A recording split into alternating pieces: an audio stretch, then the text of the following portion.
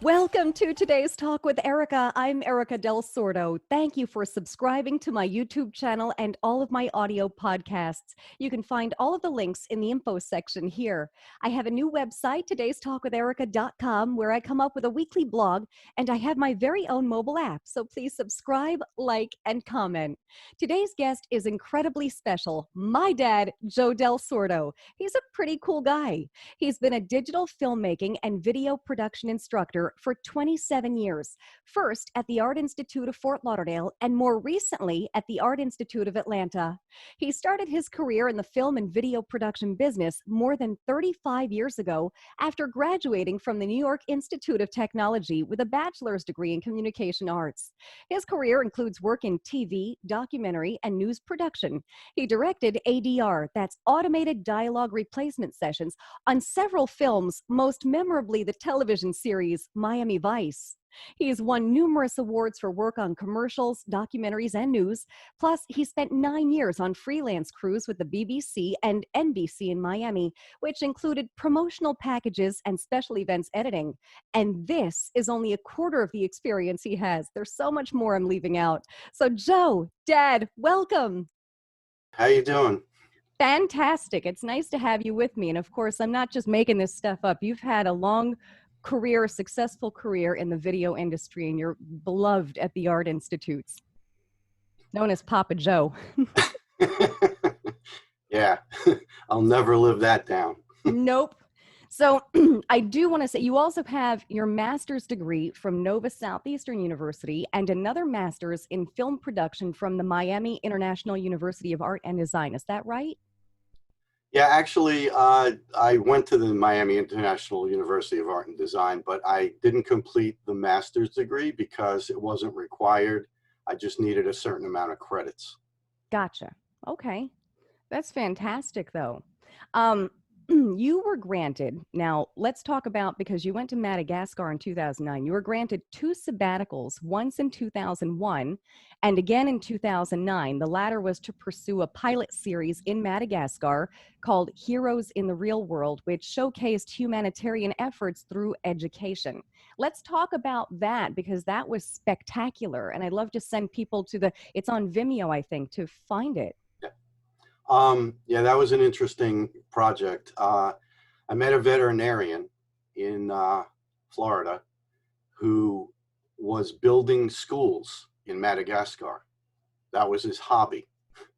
And he would go over there and he'd build a school in about 2 months, 3 months, and then he'd come back and go back into his practice, and then he'd go back. And we had our dog over there being helped, and what happened was I was looking at pictures on the wall, and I said, this guy is really interesting. So I approached him, and he said, well, why don't you come with me on my next trip and you can shoot? So I got my friend Ray Dawson from he was in Atlanta at the time, and I said, you want to make a trip to Madagascar with me to do a documentary? There wasn't 1 ounce of hesitation in his voice. He said, sure, when do we leave? That's awesome. So we spent about 19 days there and shot a lot of footage, and came up with the promo for the series. I haven't completed it because I've been so busy with teaching and with other projects, but one day I'll get to it. And that was that. It was really interesting. I came back and presented it to the school, presented it to the students, and they had a million questions. It was really cool. I'm sure they did. Now, I have pictures up of some of that time while you were there. And of course, we'll have the link for anyone listening to the show. We'll have the link for where they can actually watch that. That really is awesome. And that wasn't that long ago. It was, again, 2009. So given all of your experience, your expertise, since you've seen this industry for 35 plus years, how has the industry now been impacted compared to many years ago? Most specifically this year, of course, with COVID, everyone's being forced into the digital world who normally would not have been. Some people don't care for it. Right. Well, the biggest impact is on freelancers, because when the work went away, a lot of freelancers don't really have a backup plan.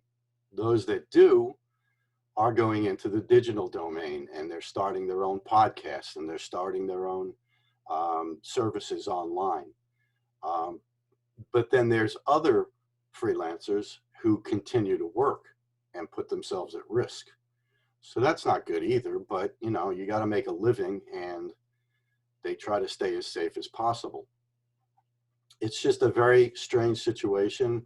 And the fact that the digital podcasting and digital learning and everything else online has been around so long um, made it a little easier to make a transition for a lot of people. People working at home, people starting up their own businesses. Uh, you know, it's a strange situation that people are trying to get used to. And I'll talk about that in a little bit, how they're getting used to it. Yeah. Yeah. Well, we can start with, I know that you've got, now that you're with the Art Institute of Atlanta, there's a new live show that you're doing for the Art Institute. Mhm. We were discussing this a little bit behind the scenes about how news stations have, you know, an entire staff. You have many people with their hands in the pot, just doing, you know, you've got the writer, you've got the producer, you've got the talent, but now you've got this show and you're at the bare minimum. You're director plus what, 5 other things, although you do Yeah, have a host. yeah. Um, yeah, you know, I worked at NBC, and I saw firsthand how intense the um, the schedule was all day long, with writers and producers and photographers going out and, you know, shooting news packages and special news reports being put together and promos being put together and all of that. Well, on a much lesser degree, but with the same kind of workflow, that's exactly what we do. We have promotional videos we have to do. We have live shows we have to do, interviews that we do. We have films that we make. Um, it's rough. And what makes it a little bit rougher is that the technology sometimes is not up to par. Hmm. Um, Trying to do something like this on a regular household internet plan is ludicrous. You really have to boost your internet services. You've got to get the right equipment, the right software, and still you're kind of dependent on who you interview. Because if that person has a bad camera, a bad mic, um, a bad internet connection, your whole show takes a nosedive. And it's almost come to that a few times, but one of the things that I learned from my past experience is that always have backup. So when we're recording a show, we record isolated cameras. We record the guest isolated, we record the host isolated, and we record the actual show. So there's 3 recordings going on plus a live streaming. Hence, that's why you need a good internet service. That would crash an average internet plan. And Wow. so it's rough. It's just every show we go into, we don't know whether we're gonna get through it because of technology. I mean, we have no problem working together. I mean, our my host, my associate producer are all seasoned veterans. My editor is experienced. Um, so it's not a problem that we, you know, will happen on our end. But the technology is, you know, you're at the whims of the technology all the time, and that's what makes it difficult. So we try to troubleshoot that by doing tests, recordings, and tests with the guest way beforehand. Hmm. But you know, Murphy's law: anything that can go wrong will go wrong. That's very true. You know, my previous show, before this one, I interviewed the mayor of the village of Palmetto Bay. And I want to say this show is recorded. And luckily, for reasons being, I mean, live, you know, anything can go wrong. I did live traffic for what, 14 years down south. Live is fun, but we had audio issues. We did the show just fine, her and I, last week for about 16 minutes. 17 minutes in, her audio went down. And I'm sitting here going, okay, so we finished the show. And because I went to the Art Institute, 20 years ago, and you were my teacher then, the editing software that I use, I'm okay with editing, but now I've turned into audio fixer-upper extraordinaire. That was fun. I've learned new things. All of this has kind of forced everyone to kind of learn some different skills. So her audio is fixed in that show, and it's not going to sound professional, but it's fixed. Yeah. Yeah. Yeah, unfortunately, that's what we're dealing with. And when I record the isolated cameras, we had to just fix one the other day. The microphone went down on our host. So what I Wow. did was at the end of the show, I had him re-ask the question that we missed, and then I used it in the edit. I mean, there's a lot that goes on behind the scenes in a live streaming broadcast, Mm-hmm. especially if you need it to look good. I mean, you could just put it on and let it flow, and then people would look at it. But if you're a professional and you've been doing this all your life, you don't want to put something out there that's a little less than perfect. Yeah. So you try everything you can to correct everything. Mm-hmm. It- Yeah, I think what people would find interesting is the behind the scenes stuff, because everyone always sees the finished product. No one knows what goes into putting a production on, and of course the editing and having to dub and everything else. That'd be kind of cool to get you in action with someone videotaping you guys doing the live show behind the scenes. Well, that would be a little difficult because we're all in a different location. Yeah. I'm in one place, my associate producer's in another place, and the host is in his house. We're all in different places, and it gets as complicated as this. I've got a live switcher that's sitting on my desktop, my desktop screen. Hmm. It's a digital switcher. My associate producer can bring up that same digital switcher in his interface, in his screen. Okay. He runs the audio, and I run all the video, because you'd have to be an octopus to run audio and video and do live switching and put up effects and put up lower thirds and the nameplate that goes on the bottom to identify everybody. You'd have to be an octopus to do all of that. So we split out the audio and video jobs, and he's running audio from a remote location while I'm running video from another location. So it's, the technology is great when it works. Hmm. When it Right. doesn't work, you get a crashed show, and that's not fun. So Hmm. far, we have not crashed a show. We've had a couple of delays where we had to go off air for like a half an hour and then come back on, but we haven't really lost a show. Hmm. But in television, in live television, that would be a disaster. But you're dealing with a school, and you're dealing with live streaming, which a lot of people make a lot of uh, accommodations for because of that. And everybody kind of knows the technology is a little woozy. So Yeah, I think I mean, we've all watched professional news stations given this COVID stuff, and you're watching these news reporters doing stuff out of their kitchen, and they don't, have professional audio sound. You can hear everything echo, and everyone's just, it is what it is. And I think everyone's kind of forgiving. You guys just had the Art Institute graduations on that live show, and that was all with everyone. You had celebrities, you had the students graduating, the president of the school, all via, was that on what platform? Were you using Zoom, Livestream? I don't know what you were we using, just your live show, right? right, we use Livestream as our Okay. platform. Livestream created a switcher, a digital switcher that looks like the switcher in a production facility. It's really encompassing, and it looks really cool. As long as it works, I'm happy. But it's really reliable, actually. Good. And so we live stream through the switcher. I pull in all the remote cameras into the switcher, and much like what you're doing, you send an invite out to somebody, they click on the link, and it activates their webcam. And so Okay. that camera comes into the switcher in my location, and I can accommodate up to 5 cameras. So I've got a host and I can accommodate 4 guests. Um, Wow.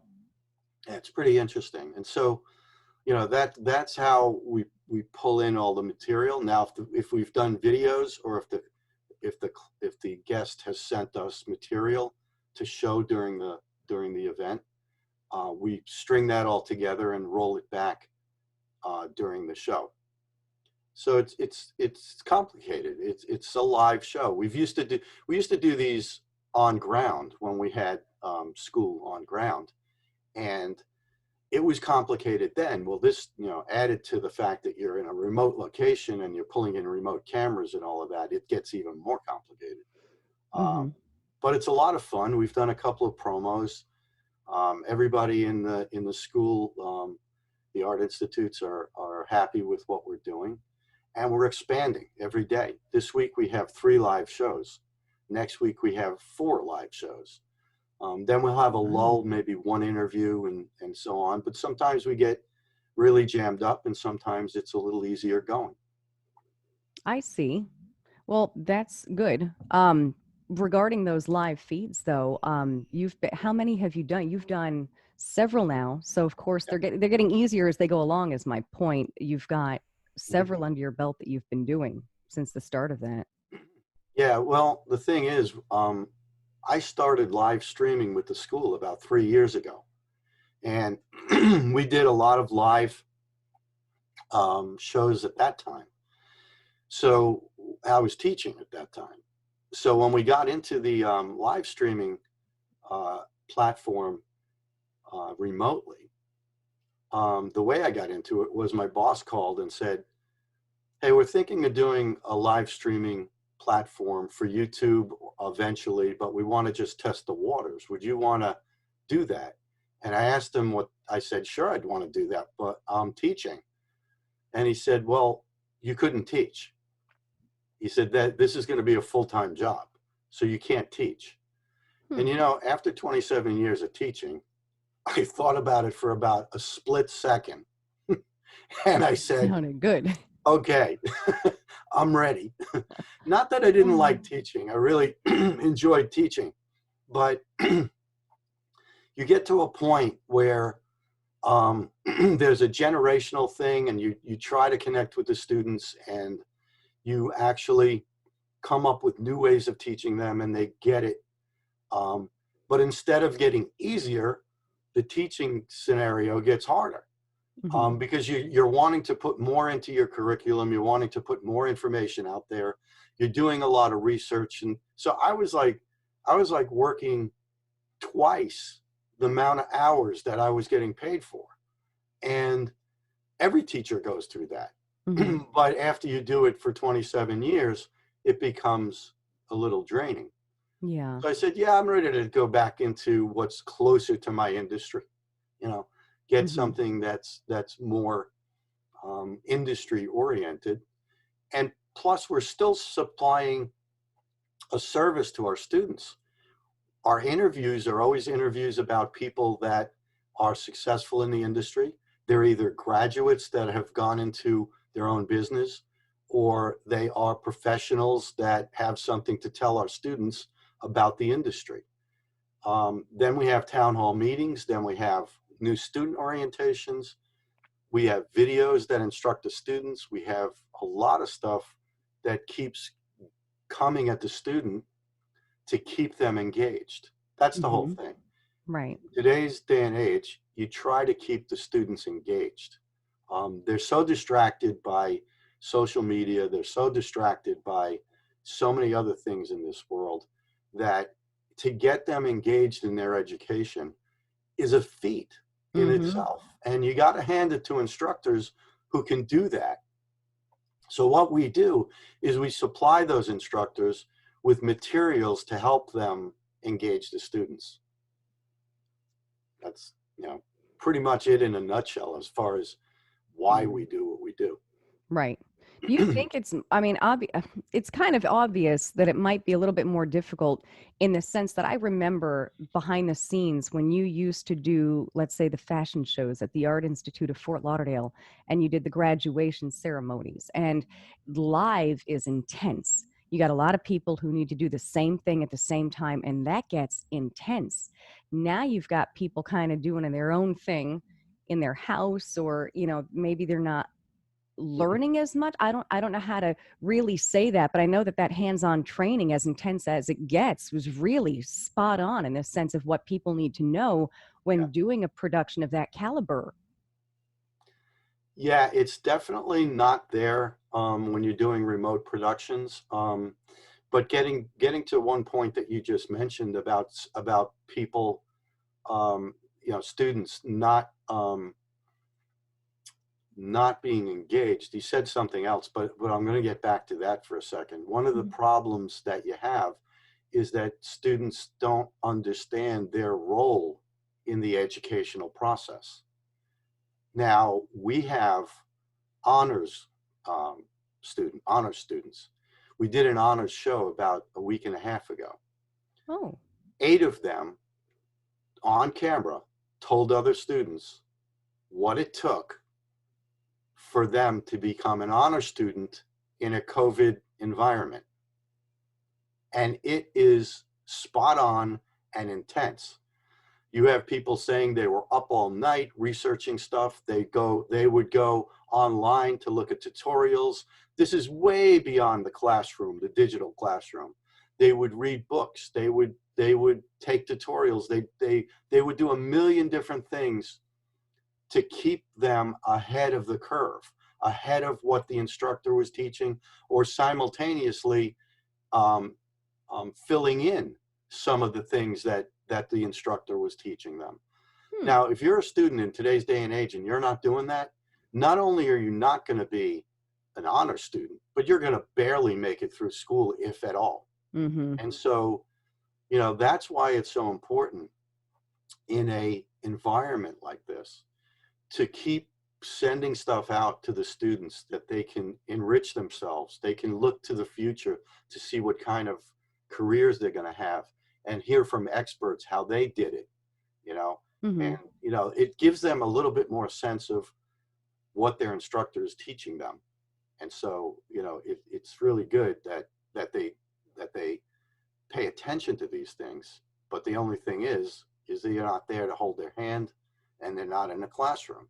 So whether they do it or not, you know, is entirely on them. Right. That's true. Is the Art Institute of Atlanta back at school at all, or is it all still virtual? Some of the art institutes going to are going to uh, what's known as a split environment, where some of the classroom is in digital and some of the classroom is on ground. Now, some schools are completely closed. They don't even open up their labs, their checkout counters. The checkout counters are so the students can get equipment. Mm-hmm. Some schools will open up just the checkout counter part-time, like maybe 2 days a week. You can come in, check out a camera, do your assignment, bring it back. So it's different throughout the whole system. That's the only thing. The entire system is geared towards um, uh, the location and what that location will hold. In Mm-hmm. other words, if you're in Texas, if you're in Florida, if you're in Virginia, those locations all have different requirements as far as um, how people are social distancing, how they're isolating, Mm-hmm. and all of that. And some of them are laws, and some of them are just recommendations. So those schools have to follow those recommendations. Okay. Well, that makes sense. All right. I want to jump backwards real quickly because we kind of lightly touched upon the whole Madagascar Heroes in the Real World. That was a huge production that you did overseas. Mhm.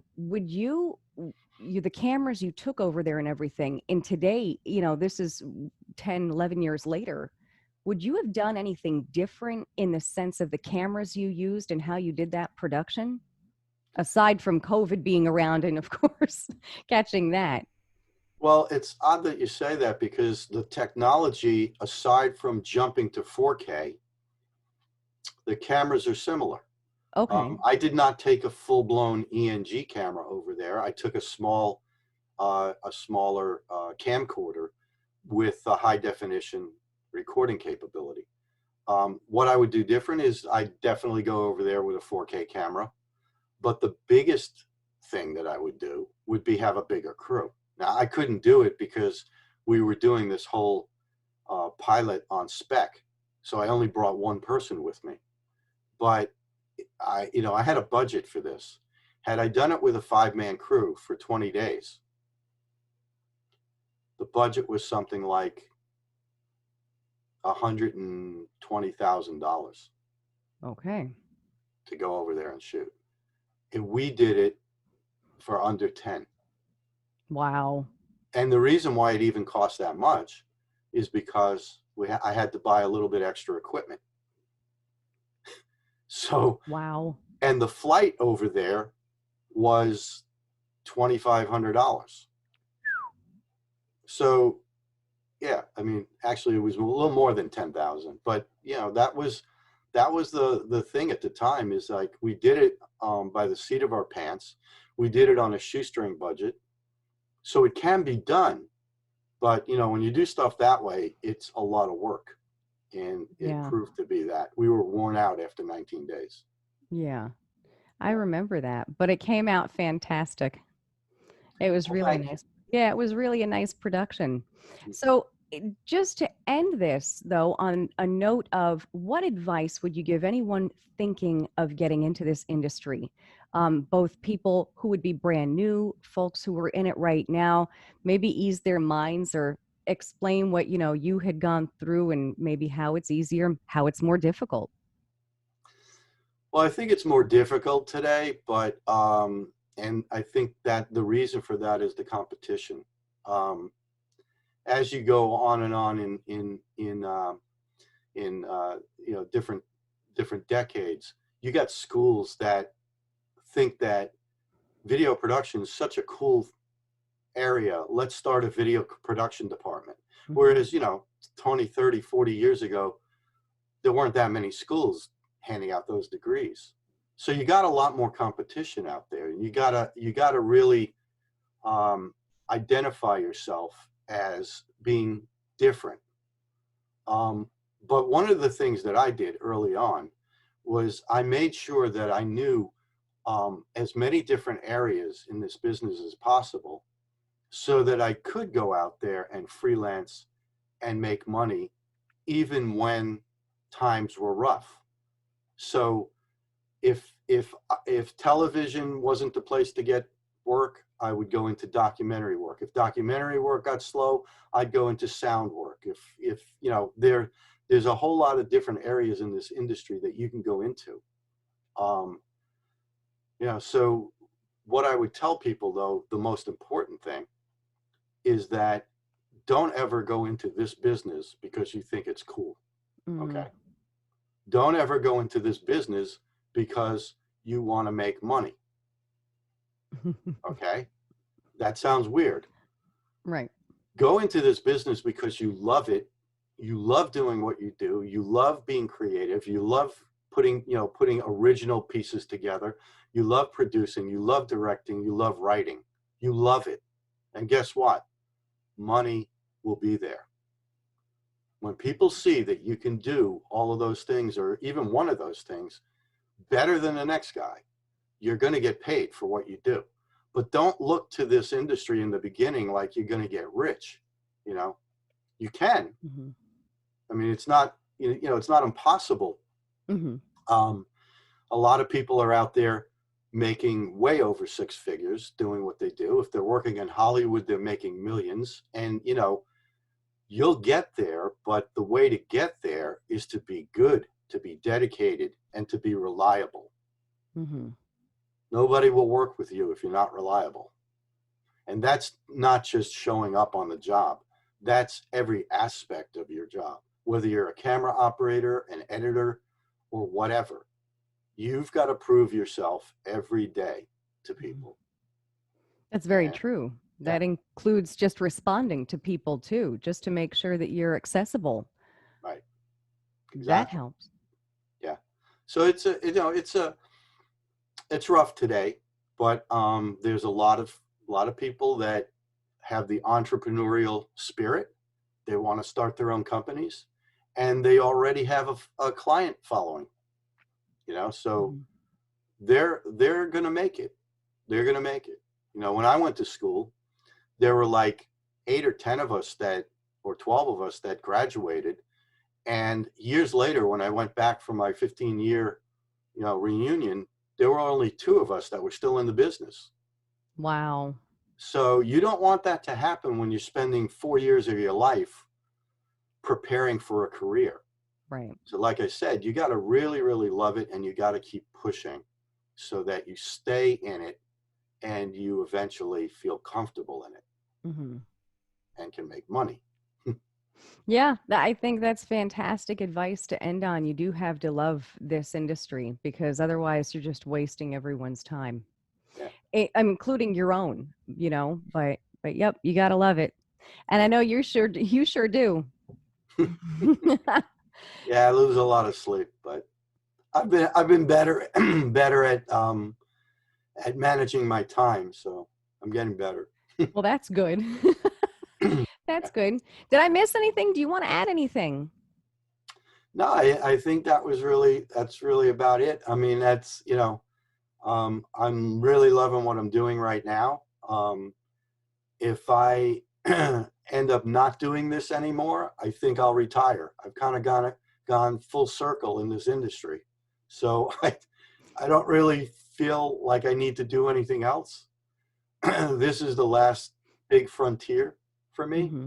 So I think it's really, it's really great that I have an opportunity to do this, and I have to thank the school for that. And I'm giving them back everything that I can to make it successful. That's awesome. I can't see you retiring though. You love this so much. Good luck with that, Dad. Thank you. Well, thank you very much for being with me. This was awesome. You are an incredible person, Dad, and I love you. Thank you for being on here with me. Thank you. Bye. Bye. Thanks for listening to today's talk with Erika. Join me next week for another discussion with the experts who help make life easier.